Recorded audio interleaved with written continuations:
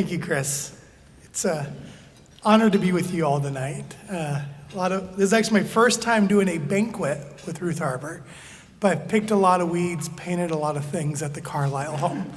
Love this ministry, love all that it stands for. Thanks for letting me be a part of it. And thank you for the topic tonight too, Chris. When you initially reached out, I thought, what an interesting topic for a Ruth Harbor banquet.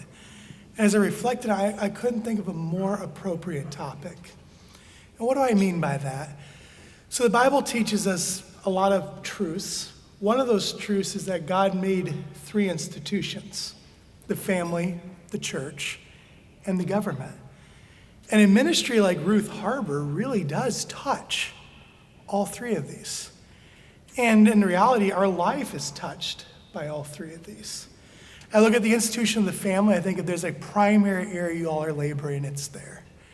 The family was the first of the three institutions, and it really is the bedrock of our community. And you think if you're the devil, if you're going to attack anything, you're going to attack the institution of the family.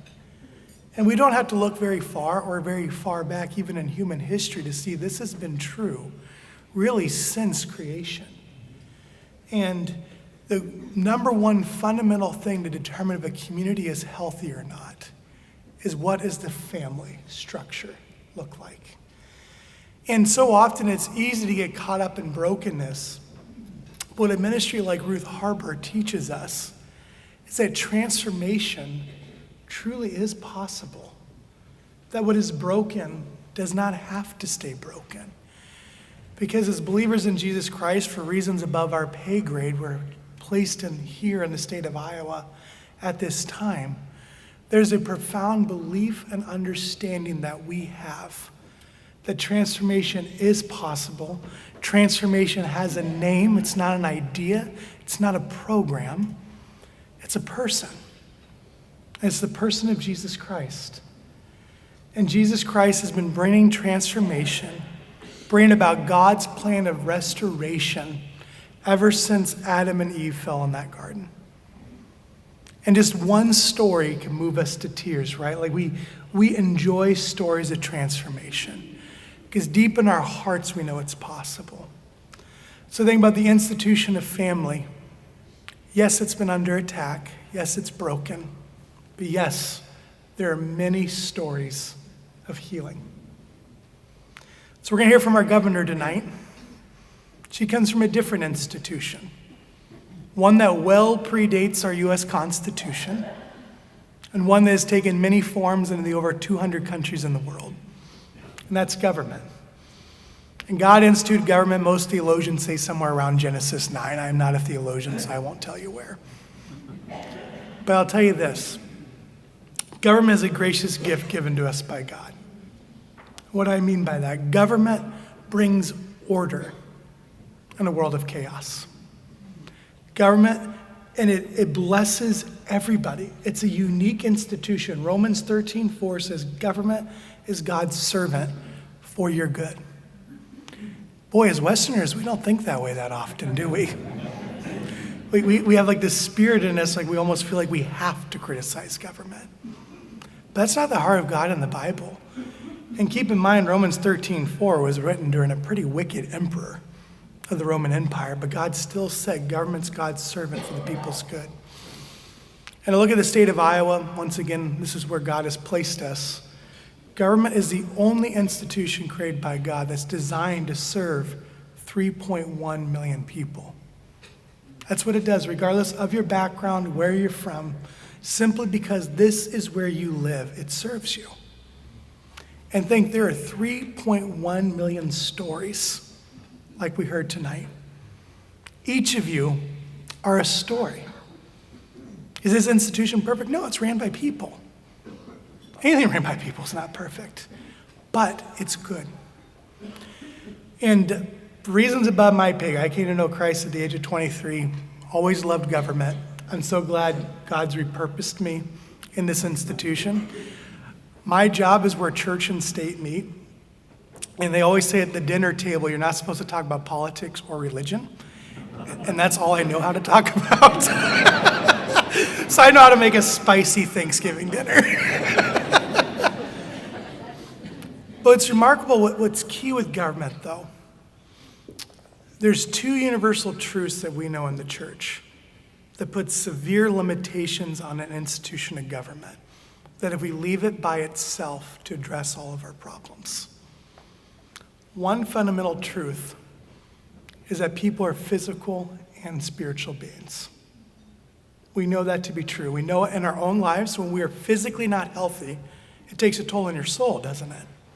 You ever just feel sick and your soul's not doing as well? But when our soul's not healthy, it takes a toll on our body as well. You cannot separate the soul from the physical body. God made three institutions. Government left on its own is left to deal with physical problems without spiritual solutions. We must get to the spiritual care. What ministries like Ruth Harbor can do, the state could never do. The state has a role in the vineyard. Let us not be a critical people that constantly tears the state down, but be thankful for the state, praying for all those in authority and honoring them, whether you voted for them or not. But let us also not be a people that leaves everything for the state to clean up, because it cannot deal with the soul. And I think of St. Augustine, he said that our soul is restless until it finds rest in you, Lord. And we look at our world today and it's easy to see the soul is restless. It needs rest, and rest can only come from Jesus Christ. And that's where the church comes in, the third institution. This institution is so critical. It's the only eternal one of the three. The church is the bride of Christ. It is the people of Christ. It is his chosen ones. It is his children. The church is a beautiful institution, and it is a family. Those who come to know Christ inherit a new family. And the church has the ability to step into the spiritual realm and bring healing. And our hope, for wherever God calls us, he's allowing us to labor in 18 states now, but we'll go anywhere. God's got a big world. The governments of the world would see the church as the primary resource in meeting needs for people because of that physical, spiritual nature. We live in Iowa. You drive around here, you see agriculture is a big deal. We often look to organizations like the Farm Bureau to solve issues in our community, and the Farm Bureau is important. But the church is able to address things in a way that nobody else can. So first truth, physical and spiritual. But there's a second truth that's very important to the church, and I think it's very important to even get to where we are tonight. The church is not an institution that comes with a piety, that we got this figured out and here we are to help you lowly people. That's not the Lord's church. The Lord's church understands this. Every single one of us is a health and human services client in the kingdom of God. Every single one of us lived on the brink, pursues death, and apart from Christ, we are dead. Every one of us needed the social worker of Jesus Christ to come and redeem us. We don't come in piety. We come as fellow broken vessels, pointing you to the one that can heal, pointing you to the one that can find rest. And that's exactly what you're doing at Ruth Harbor. You are a partner in the community, laboring amongst three institutions, bringing the hope of the gospel that can actually find rest for people's souls, and we can begin to rebuild our lives. Because without the gospel, there is no transformation. At best, we can produce behavior modification. And those of you who've tried behavior modification, I have, it is life-killing. Because it doesn't work. I can't tell you the number of New Year's resolutions I have had on a diet. And you know what? It'll be my New Year's resolution again next year, right? Like the flesh is so weak, but the spirit is strong. And what I encourage you as brothers and sisters tonight, commit to be an ambassador in your community.